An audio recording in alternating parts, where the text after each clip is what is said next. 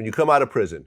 Was it hard to readjust back to society Yeah, again? boy, I was in such a culture shock. The best way I can explain that, if you ever seen the movie, I'm gonna get you, sucker. How does a hip-hop superstar go from the top of the charts to the depths of tragedy? Mystika was once celebrated for his electrifying energy and rapid-fire flow, but his life became overshadowed by personal loss, legal troubles, and missed opportunities. Despite multiple attempts to reclaim his career, Mystika left audiences with a tarnished image that will never be forgotten. Are you ready to hear his tragic life story? Let's get started. On June 26, 2003, rapper Mystikal pleaded guilty to charges stemming from an incident involving his hairstylist. The case revolved around accusations of inappropriate conduct, coercion, and financial disputes between Mystikal and the victim. The charges were serious, carrying the potential for significant legal consequences. The incident in question occurred in 2002, when the victim, who had been working as Mystikal's hairstylist, was accused of misappropriating funds from him. Mystikal and two of his associates allegedly confronted her about the missing money, leading to a situation that escalated into criminal activity. The hairstylist later reported to authorities that she had been forced into non-consensual acts as a form of retaliation. Initially, Mystikal denied any wrongdoing and claimed that the encounter had been consensual. However, as the investigation unfolded, law enforcement discovered a videotape that contradicted his claims and provided crucial evidence for the prosecution. Faced with overwhelming evidence, Mystikal and his two co-defendants opted to enter plea agreements rather than risk a trial that could have resulted in even harsher penalties. As part of the deal, Mystikal pleaded guilty to charges of sexual battery and extortion. His two associates, who were also involved in the incident, entered guilty pleas as well. On January 15, 2004, a Louisiana state judge sentenced Mystikal to 6 years in prison. The sentence took into account not only the severity of the crime, but also Mystikal's prior legal issues. While the plea bargain allowed him to avoid a potentially more severe sentence, the judge still imposed a significant prison term due to the nature of the offenses. His co-defendants received sentences related to their roles in the crime. While serving his 6-year sentence in Louisiana for sexual battery and extortion, rapper Mystikal faced additional legal troubles related to tax offenses. In August 2005, federal authorities charged him with 2 misdemeanor counts of failing to file tax returns for the years 1998 and 1999. Prosecutors alleged that Mystikal had earned substantial income during that period, but had not fulfilled his tax obligations. The charges added another layer of legal difficulty to his already significant incarceration. On January 12, 2006, Mystikal was convicted in federal court of the tax offenses. Although his failure to file tax returns was classified as a misdemeanor rather than a felony, the court still sentenced him to 1 year in federal prison. However, the judge allowed this federal sentence to be served concurrently with his existing 6-year state sentence. This meant that the additional conviction would not extend his time in prison beyond what he was already serving, but it still reinforced the severity of his legal troubles. Mystikal remained incarcerated at Louisiana's Elaine Hunt Correctional Center, a state prison in St. Gabriel, Louisiana. Shortly after his federal conviction, on January 19, 2006, he appeared before a parole board seeking early release. However, his request for parole was denied, which meant he would have to continue serving the remainder of his sentence. The board's decision likely factored in the serious nature of his crimes, his recent federal conviction, and his overall criminal history. 1 year later, on January 11, 2007, Mystikal's federal tax sentence expired. Since he had already served the required time, he was officially released from custody for the tax-related convictions. However, he remained incarcerated due to his 6-year state sentence for felony sexual battery and extortion charges.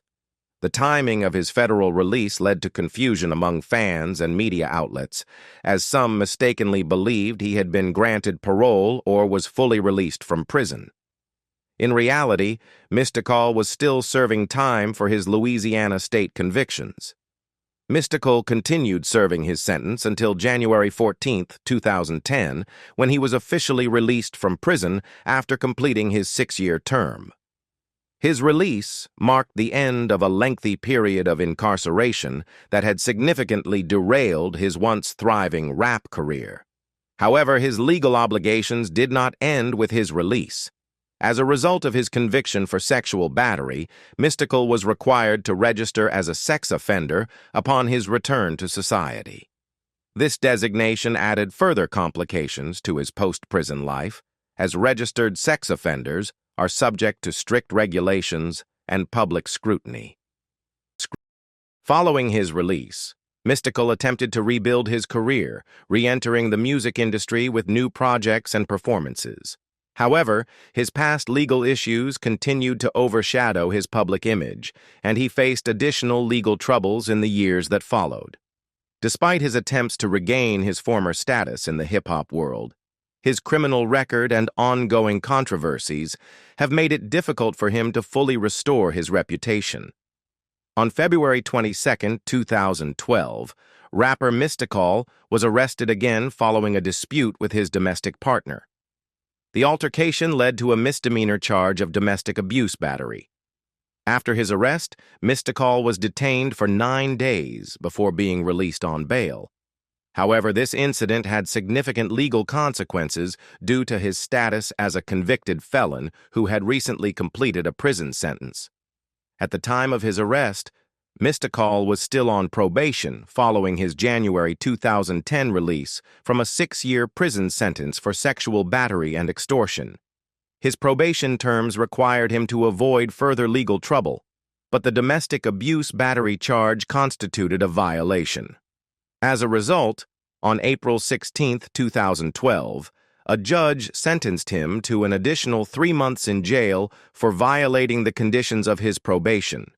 Due to the 9 days he had already spent in custody after his February arrest, Mystikal was given credit for time served, reducing his remaining jail sentence to 81 days. He was ordered to report to the East Baton Rouge Parish Jail on May 14, 2012, to begin serving his sentence. While incarcerated, Mystikal faced additional legal proceedings.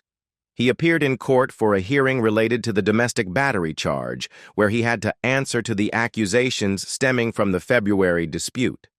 Additionally, he was required to attend a court hearing regarding child support payments for his 2 youngest children. As a public figure with legal and financial obligations, these hearings underscored the ongoing challenges Mystikal faced both legally and personally. Mystikal completed his 3-month sentence and was released from jail in August 2012.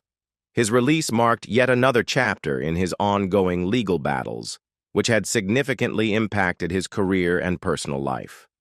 Despite his attempts to re-establish himself in the music industry following his 2010 release from prison, this latest arrest and incarceration further tarnished his public image and posed additional hurdles in his professional comeback. On August 21, 2017, rapper Mystikal voluntarily surrendered to authorities at the Caddo Parish Sheriff's Department in Louisiana after a warrant was issued for his arrest. The warrant was related to a serious allegation of sexual assault, leading to charges of first-degree rape and second-degree kidnapping. The case stemmed from an incident that reportedly took place in October 2016 at a casino in Shreveport, Louisiana. The allegations against Mystikal were severe, carrying the potential for a life sentence if convicted. Authorities claimed that he, along with another individual, was involved in an assault that took place following an event at the casino. The accusations were based on witness statements, forensic evidence, and law enforcement investigations. As a result, law enforcement officials issued an arrest warrant, prompting Mystikal to turn himself in to face the charges. Following his surrender, Mystikal was booked into the Caddo Correctional Center, where he was held without release due to the high-profile nature of the charges and his prior criminal history. The court set his bond at $3 million, an amount that proved difficult for him to pay, leading to a lengthy period of incarceration while awaiting trial. For nearly a year and a half, Mystikal remained behind bars at the Caddo Correctional Center as legal proceedings continued. His defense team worked on securing his release while contesting the charges. Supporters and attorneys argued that he was innocent of the accusations and that the charges were based on unreliable evidence. The case underwent multiple legal developments, with the defense working to challenge the credibility of the claims and evidence presented by the prosecution. On February 14, 2019, after spending over 18 months in jail, Mystikal was able to post bond and secure his release. His legal team raised the necessary funds through a combination of personal financial resources and a new record deal that reportedly helped him obtain the money needed for bail. His release allowed him to await trial outside of custody, but he still faced the possibility of a lengthy prison sentence if convicted. Another heartbreaking event that made Mystikal's life tragic. On September 22, 1994, on what was supposed to be a day of celebration, his 24th birthday, Mystikal experienced an unimaginable personal tragedy. Upon returning home, he discovered the lifeless body of his older sister, Michelle Tyler, in her bedroom. The shocking and devastating event would leave a permanent impact on his life and career. Michelle Tyler had been murdered, and authorities quickly launched an investigation into her death. Suspicion fell on her boyfriend at the time, Damian Neville, the grandson of renowned musician Art Neville of the Neville Brothers. Neville was arrested and charged with her murder, as police believed they had enough circumstantial evidence to link him to the crime. Reports suggested that Neville had initially confessed to the killing, but he later recanted his statement, claiming he had been coerced or misunderstood during questioning. The case took a dramatic turn when the prosecution's case against Neville began to unravel. The key issues revolved around the lack of physical evidence tying him to the crime and the absence of a clear motive. Additionally, his confession, once considered a crucial piece of evidence, was deemed unreliable. Without a solid case, the court ultimately acquitted Neville of all charges. The decision left Michelle Tyler's family, including Mystikal, without closure or justice for her tragic death. Now let's dig deeper into Mystikal's family. He grew up in the 12th Ward of New Orleans, Louisiana, a neighborhood known for its deep cultural roots and strong musical influences.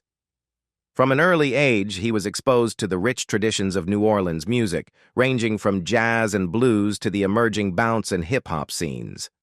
Despite the vibrant culture surrounding him, Mystikal's early life was marked by hardship and tragedy. When Mystikal was just 7 years old, his father, who ran a small neighborhood store, passed away. His father's death had a profound impact on him, leaving his mother to raise him and his siblings alone. Without a father figure, Mystikal learned to navigate life in a tough environment, where music became both a refuge and an outlet for his emotions. He attended Joseph S. Clark Preparatory High School before transferring to Cohen High School in New Orleans. During his time in high school, Mystikal developed a strong interest in hip-hop, inspired by artists like LL Cool J and Rakim. His unique, high-energy delivery and aggressive vocal style began to take shape during this period, setting him apart from other aspiring rappers in the city. After graduating, Mystikal took a different path from many of his peers. He enlisted in the United States Army, serving as a combat engineer. His time in the military helped him develop discipline and structure, which would later serve him well in his music career. While stationed in the Army, Mystikal continued to hone his rap skills, writing lyrics and performing whenever the opportunity arose. His military experience also influenced his commanding stage presence and drill sergeant-like vocal delivery, which later became one of his trademarks. Upon returning to New Orleans after his military service, Mystikal fully committed to pursuing a rap career. He began performing at local venues, working tirelessly to make a name for himself in the city's underground hip-hop scene. His breakthrough moment came when he landed a spot as an opening act for hip-hop legends Run DMC and Dougie Fresh at an outdoor concert at the Trem Center, a well-known cultural and recreational hub in New Orleans. It was during this performance that Mystikal caught the attention of Leroy "Precise" Edwards, the house producer for Big Boy Records, one of the most prominent independent hip-hop labels in New Orleans at the time. Edwards was impressed by Mystikal's raw energy, distinctive raspy voice, and rapid-fire flow. Recognizing his potential, Edwards offered Mystikal a record deal with Big Boy Records, providing him with his first opportunity to enter the music industry professionally. Mystikal quickly got to work, recording his debut album under the Big Boy Records label. His self-titled debut album, Mystikal, was released in 1994, featuring songs that showcased his aggressive style and streetwise storytelling. The album gained regional success, helping him build a dedicated fan base in Louisiana and the surrounding southern states. His early success with Big Boy Records attracted the attention of major labels, and soon, Mystikal was approached by No Limit Records, the powerhouse label founded by Master P. In 1996, he signed with No Limit and became one of the label's standout artists, appearing on numerous compilation albums and collaborating with other No Limit artists such as Master P, Silk the Shocker, and Mia X. Mystikal's debut album, Mystikal, was released in 1994 on Big Boy Records, an independent label based in New Orleans. At the time, Big Boy was one of the leading independent hip-hop labels in the South, helping to launch the careers of various local artists. Mystikal's debut was one of the label's biggest successes, introducing his aggressive, rapid-fire delivery and distinctive raspy voice to the growing Southern hip-hop scene.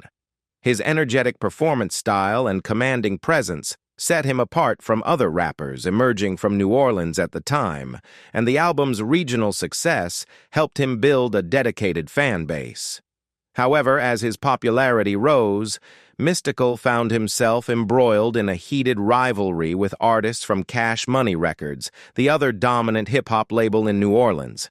At the time, Cash Money was home to artists such as UNLV, the BGZ, a duo that included a young Lil Wayne and BG, and later, the Hot Boys.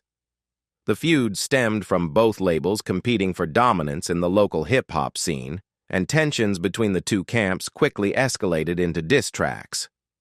UNLV and the BGZ took direct shots at Mystikal on records, with UNLV releasing Drag 'Em in the River and the BGZ dropping Fuck Big Boy, both aimed at Mystikal and his label. These tracks were filled with aggressive taunts and insults, intensifying the rivalry between the artists. Not one to back down, Mystikal responded with two diss tracks of his own, Beware and Here I Go, both featured on his second album, Mind of Mystikal, 1995. These tracks showcased his combative lyrical style, with Mystikal directly addressing his rivals and defending his reputation. Amid this feud, Mystikal suffered a devastating personal loss. In September 1994, his older sister, Michelle Tyler, was murdered, an event that profoundly affected him both personally and musically. Her tragic death became a recurring theme in his music, as he used his platform to express his grief, pain, and anger. Michelle had even contributed to his music before her passing, singing the chorus on the song Not That Nigga from Mind of Mystikal. After her death, Mystikal dedicated several songs to her memory, including Dedicated to Michelle Tyler and Murder on Mind of Mystikal, as well as Murder 2 and Shine on his 1997 album Unpredictable. He continued to reference her passing in later albums, with Murder 3 appearing on Let's Get Ready, 2000. Despite the intense rivalry between Big Boy Records and Cash Money Records during the mid-90s, Mystikal and Lil Wayne eventually ended their feud. Over time, as both artists grew in their careers and became major figures in the industry, they put their past differences aside and collaborated on music. Their reconciliation marked a shift from the competitive local rap battles of their early days to a more unified front as two of the biggest artists to emerge from New Orleans. In 1995, following the regional success of his debut album, Mystikal, the New Orleans rapper caught the attention of major record labels. He ultimately signed with Jive Records and released his second studio album, Mind of Mystikal, that same year. The album featured some of his most aggressive and energetic work, including the tracks Beware and Here I Go, which were responses to ongoing feuds with artists from Cash Money Records. The album also carried deeply personal songs, such as Dedicated to Michelle Tyler, a tribute to his sister, whose tragic murder in 1994 left a lasting impact on him. While Mind of Mystikal helped expand his audience beyond Louisiana, Mystikal was still searching for the right platform to elevate his career further. In 1996, he made a career-defining move by signing with Master P's No Limit Records, one of the most influential rap labels of the late 1990s. No Limit, known for its aggressive marketing, military-style branding, and prolific release schedule, provided Mystikal with a larger platform and access to a dominant roster of artists. Under No Limit, Mystikal released his third album, Unpredictable, in November 1997. The album marked a turning point in his career, as it was his first major commercial success. With production from No Limit's in-house team, Beats by the Pound, and guest appearances from label mates such as Master P, Silk the Shocker, and Mia X, the album showcased Mystikal's signature raw energy and unique vocal delivery. The album performed exceptionally well, peaking at number 1. 3 on the Billboard 200 and earning platinum certification, solidifying Mystikal as a major player in the rap industry. During his time with No Limit, Mystikal became one of the label's most active contributors, appearing on numerous compilation albums and projects by fellow No Limit artists. Between 1997 and 2000, he was featured on many of the label's biggest releases, including Ghetto D, 1997 by Master P, Charge It to Da Game, 1998 by Silk the Shocker, and Da Game Is to Be Sold, Not to Be Told, 1998 by Snoop Dogg, who had recently joined No Limit after leaving Death Row Records. In late 1998, Mystikal released his fourth album, Ghetto Fabulous, which became his second consecutive platinum-selling project. The album featured hit singles such as That's the Nigga and continued to build on the aggressive and high-energy style that made him stand out. By this time, No Limit was at its commercial peak, and Mystikal was one of the label's biggest stars. However, as No Limit's dominance in the industry began to wane, Mystikal started seeking greater creative control and a broader artistic direction. While still signed to No Limit, Mystikal expanded his collaborations beyond the label, working with mainstream artists outside the No Limit camp. One of his notable collaborations during this period was with Mariah Carey on her 1999 album Rainbow. He appeared on the track Did I Do That?, demonstrating his ability to blend his unique style with a more mainstream pop sound. The collaboration further expanded his visibility beyond hardcore rap audiences. By 2000, Mystikal decided to part ways with No Limit Records. His departure was part of a larger shift in the industry, as several artists began moving away from No Limit due to creative differences and contractual disputes. Mystikal sought more autonomy over his music and a fresh direction that would allow him to appeal to a broader audience while maintaining his distinct style. After parting ways with No Limit Records, Mystikal began recording his fourth studio album, Let's Get Ready. Free from the constraints of No Limit's signature production style, Mystikal took a more independent and mainstream approach to his music, working with high-profile producers and refining his energetic, high-octane delivery. Released on September 26, 2000, Let's Get Ready became the most commercially successful album of Mystikal's career. The album debuted at number 1 on the Billboard 200, selling over 330,000 copies in its first week. This was a milestone moment for Mystikal, as it marked his first and only chart-topping album to date. Let's Get Ready was driven by two major hit singles, Shake Ya Ass and Danger, Been So Long. Shake Ya Ass, produced by the Neptunes, became an instant classic and one of Mystikal's most recognizable songs.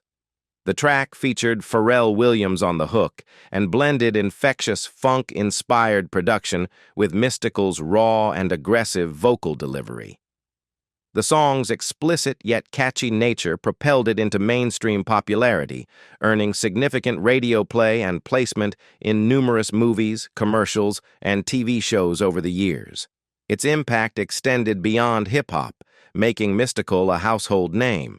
The second major hit, Danger, Been So Long, featured rising R&B singer Nivea and showcased a more melodic side of Mystikal while maintaining his signature intensity. The song reached #1 on the Billboard Hot R&B Hip-Hop Songs chart in June 2001, further cementing his mainstream appeal. With these two major singles, Let's Get Ready achieved multi-platinum status, making Mystikal one of the biggest rap stars of the early 2000s. Following the massive success of Let's Get Ready, Mystikal quickly began working on his next project. In December 2001, he released his fifth studio album, Tarantula. The album was another strong entry in his catalog, featuring the hit single, Bouncin' Back, Bumpin' Me Against the Wall. This track saw Mystikal experimenting with jazz and swing influences, blending them with his signature explosive delivery. His dynamic vocal style, often compared to the legendary James Brown and Little Richard, was on full display. The critical and commercial success of Tarantula earned Mystikal 2 Grammy nominations in 2003, Best Rap Album for Tarantula and Best Male Rap Solo Performance for Bouncin' Back, Bumpin' Me Against the Wall. These nominations solidified his reputation as one of the most unique and influential voices in hip-hop at the time. During this peak period of his career, Mystikal also became a highly sought-after featured artist. In 2002, he was prominently featured on Ludacris's hit single, Move Bitch, alongside I-20. The track became one of Ludacris's biggest anthems and further expanded Mystikal's mainstream reach. That same year, he also appeared on I Don't Give a Fuck by Lil Jon and the East Side Boys, featuring Crazy Bone, another high-energy track that aligned perfectly with Mystikal's intense rap style. Beyond music, Mystikal began exploring acting opportunities. In 2003, he starred in the independent film 13 Dead Men, a low-budget action thriller. While his acting career never took off in the same way as his music, it showed his willingness to expand into different forms of entertainment. However, just as Mystikal was at the height of his career, legal troubles abruptly derailed his success. In 2003, he was indicted on charges of sexual battery and extortion stemming from an incident involving his hairstylist.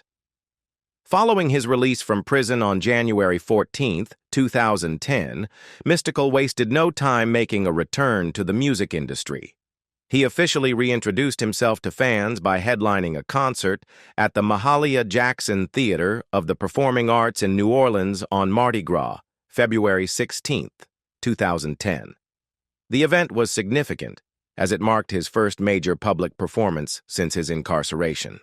His appearance at such a prominent New Orleans venue symbolized his attempt to reclaim his place in hip-hop, particularly within the Southern rap scene.